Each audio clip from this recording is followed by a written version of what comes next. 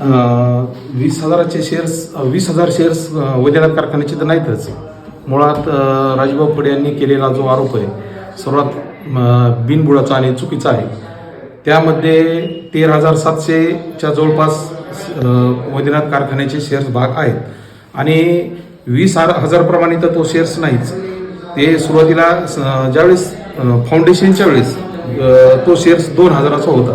त्याच्यात जसं जसं व्हॅल्यू वाढन तसं तसं त्याच्यात भर टाकलेली गेलेली आणि तो जास्तीत जास्त शेअर्स 10,000पर्यंत गेलेला आहे.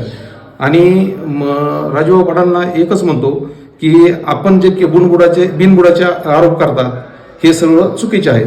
एकंदरीत कारखान्याच्या माध्यमातून वेळोवेळी त्यांनी राजकारण करण्याचं हेतू देखील समोर ठेवल्याचा असं सोशल मीडियाच्या माध्यमातून प्रतिक्रिया व्यक्त होत आहेत. लोक त्यांचं मत मांडत आहेत. एकंदरीत पाहायला गेलं तर आता शेतकऱ्यांसाठी जो कारखाना सुरू झाला आहे ओमकारच्या नावाने बोत्रे पाटलांनी हे सुरू केलं असा पहिला कारखाना की ज्यांनी टनाप्रमाणे या ठिकाणी साखर वाटप केली आपल्या जिल्ह्यामध्ये पहिलाच तो कारखाना. एक मला म्हणायचं आहे की वैद्यनाथ कारखान्याचा लिलाव हा बँकेने केलेला आहे, संचालक मंडळाने नाही. त्यांना तांत्रिक अडचणी आल्यामुळं तो लिलाव केल्याशिवाय पर्याय नव्हता. नाही तर असा बंद पडण्यापेक्षा स्थानिक संचालक मंडळाने जो निर्णय घेतलाय तो परळी तालुक्याच्या हिताचा घेतलाय.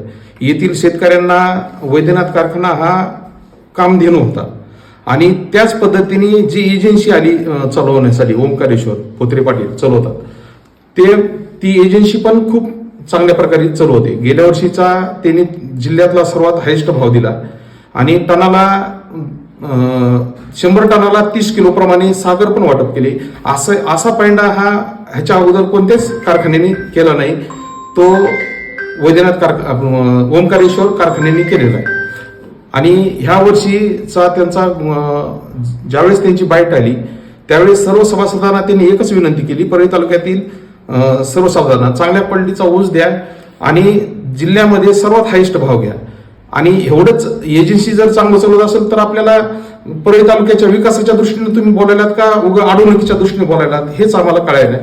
नेहमी बाईटमध्ये वैद्यनाथच्या कारखाना विकला हा एकच शब्द वापरून तुम्ही जे समाजामध्ये आणि शेतकऱ्यामध्ये संभ्रम निर्माण करायला त्यामुळं ही सगळे चुकीचे पायंडे पडत आहेत.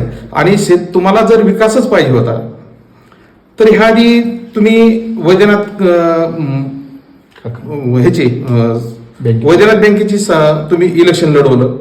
तुम्हाला सर्व सभासद मिळाले पण नाहीत. संचालक मंडळ तुम्हाला म्हणजे विरोधात उभा करायला उमेदवार 3 जण आलात तुम्ही उमेदवारी टाकले आणि